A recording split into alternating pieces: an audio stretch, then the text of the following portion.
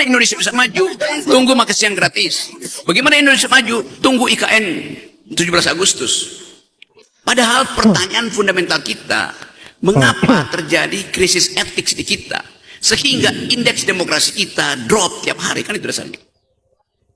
Pertanyaan yang sama pernah diajukan oleh seorang wartawan pinter di Prancis ketika dia bertemu dengan Jean-Jacques Rousseau. Dia bilang begini, Profesor Rousseau, apa keterangan menurut Anda yang menyebabkan tadi Roma itu sebagai republik demokratis runtuh di abad pertama? Kata Jean-Jacques Rousseau, demokrasi itu ibarat buah, sangat penting untuk kesehatan republik, badan manusia. Demokrasi itu ibarat buah, penting untuk kesehatan kita, tetapi hanya lambung yang utuh yang mampu mencernanya. Lalu kita bertanya, lambung macam apa yang ada di republik ini sehingga gagal mencerna buah reformasi, buah demokrasi? Mari kita tanya pada cincin yang bergoyang. Demokrasi yang sedang kita perjuangkan dari awal 98 dirusak oleh orang yang namanya Jokowi. Kalau saya terus terang, turunkan Jokowi, bukan pemilu. Pemilu dia pasti akan curang. Dan dia lakukan ketika 2019. Apa itu pertanggungjawabannya dia?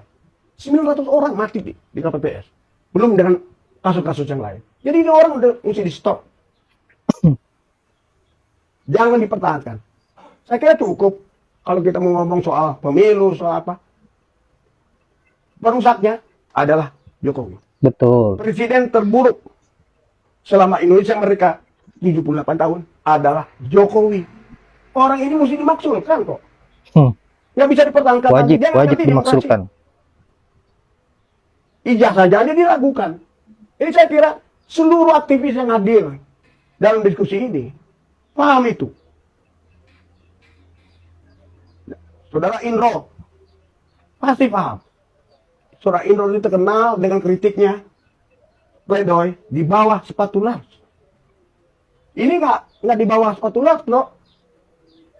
Ini di bawah orang yang nggak ngerti, nggak punya pendidikan, yang merusak demokrasi. Lu mesti lebih galak daripada di era Soeharto dengan buku pledoi lu di bawah sepatu las. Janganlah dukung Jokowi. Gua heran tuh masih orang bisa dukung Jokowi, muja-muja Jokowi. Apa ilmunya itu orang? Gak ada ilmunya. Saya kira cukuplah bicara.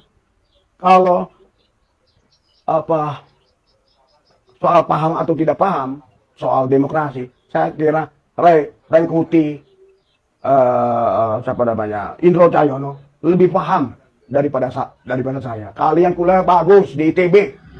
Gue kakak kuliah. Masa lu nggak bisa melihat keadaan kayak begini? Rusak Indonesia ini oleh satu orang, oleh satu keluarga. Jangan hentikan perjuangan. Lanjutkan perjuangan dengan menurunkan segera Jokowi. Sekian, terima kasih. Sebenarnya kita ini apa? Kumpulan para bedebah. Misalnya, bapak kita sukses dalam persaingan usahanya, tapi melalui cara curang, menipu, kolusi, dan sebagainya. Apakah tetap akan kita banggakan? Bukankah harusnya kita malu walaupun dia berwibawa, dia ngasih kita makan dan membesarkan kita? Misalnya anak kita lulus dengan nilai tinggi, tapi nggak orisinil, hasil nyontek, akhlaknya buruk sama orang yang lebih tua dan menggunakan status orang tua untuk meraih posisi. Apakah kita akan tetap puji-puji walaupun dia lucu, gaul, dan ngegemesin? Misalnya, panitia lomba sudah berulang kali lakukan salah, seperti meloloskan peserta yang tidak seharusnya masuk kualifikasi, sering memasang nilai skor yang keliru sehingga membuat bingung peserta maupun penonton. Apakah kita tetap percaya? Bukankah ini tandanya kompetisi sudah tidak sehat, padahal semua pihak sudah berusaha dan biayanya tinggi, tertinggi sepanjang masa? Misalnya wasit pertandingan atau hakim garis terbukti berkali-kali tidak memberikan kartu kepada yang melanggar keras di depan mata dan direkam kamera. Apakah kita tetap akan andalkan? Bukankah ini sudah tidak adil? Sementara dia malah diberi tunjangan bonus tambahan. menjelang pertandingan oleh salah satu sponsor peserta. Sebenarnya ini negeri apa? Negeri para berdebah? Negara Belanda tidak memiliki gunung. Negara Swiss tidak punya lautan. Negara Jepang tidak memiliki sumber daya mineral. Negara Singapura tidak memiliki sawah. Negara Arab tidak memiliki hutan. Di negeri Konoha punya segalanya, namun tak punya akal sehat untuk memajukan bangsanya.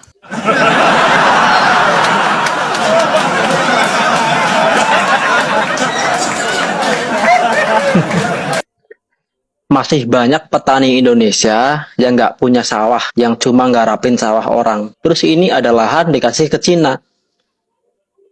Otaknya di mana? Lu bayar pajak ke Cina aja apa gimana nih? Terus cita-cita Pak Prabowo, petani Indonesia pagi ke sawah, malam ke disko tuh gimana? Tolol. Presiden Jokowi yang seperti penjajah. Contohnya sudah ada masyarakat Kalimantan yang dekat IKN diusir, sementara tanahnya akan dijual diperuntukkan orang-orang asing yang akan tinggal di IKN. Begitu warga protes haknya sendiri, malah ditangkap dan digundulin. Ini rezim Jokowi paling bangsat. Yap, saya kira itulah sejumlah kritikan-kritikan pedas terhadap Pak Jokowi dari semua elemen. Saya kira sudah bersatu, mulai dari sepuh sampai siswi SMP yang saya kira masih di bawah umur, tetapi mampu bersuara dan peka terhadap apa yang menjadi kisruhan di tanah air kita, peka terhadap situasi yang terjadi bahwa kepemimpinan Pak Jokowi ini memang betul-betul bobrok dan sudah melampaui batas. Dan yang menjadi pertanyaan saat ini adalah kenapa kemudian Pak Jokowi bisa bertahan sampai sejauh ini? Ya tidak lain karena masih banyak rakyat Indonesia yang masih bermental bansos, dan bahkan lebih banyak mungkin yang bermental bansos dibanding yang berpikir persoalan bagaimana agar bangsa ini bisa menjadi bangsa yang maju, yang mandiri, tidak lagi diperbudak oleh kaum-kaum asing yang betul-betul menggerogoti kekayaan alam kita sampai hari ini. Dan dalang dari semua ini, kehancuran ini, kekisruhan ini adalah Pak Jokowi. Apa yang dikatakan oleh sepuh tadi di video kedua, bahwa dari 2019 Pak Jokowi ini menunjukkan kebobrokannya dan melakukan sebuah kecurangan atas apa yang ingin dia capai, yaitu kekuasaan.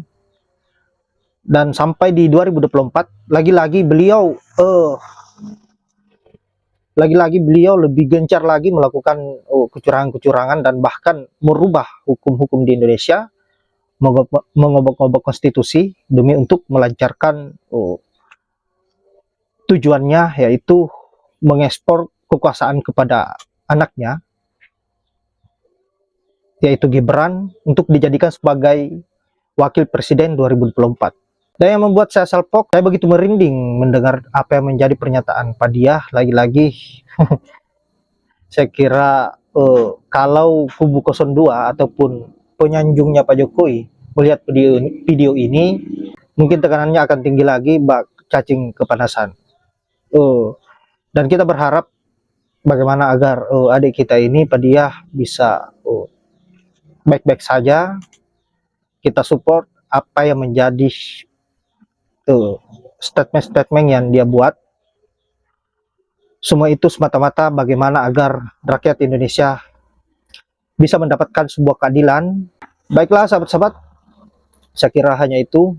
Semoga negara kita yang tercinta ke depannya baik-baik saja, dan semua pelaku kesaliman bisa teratasi dan mendapatkan sebuah karma yang setimpal. Dan saya akhiri dengan ucapan wallahul muwaffiq ila aqwamit thoriq. Assalamualaikum warahmatullahi wabarakatuh.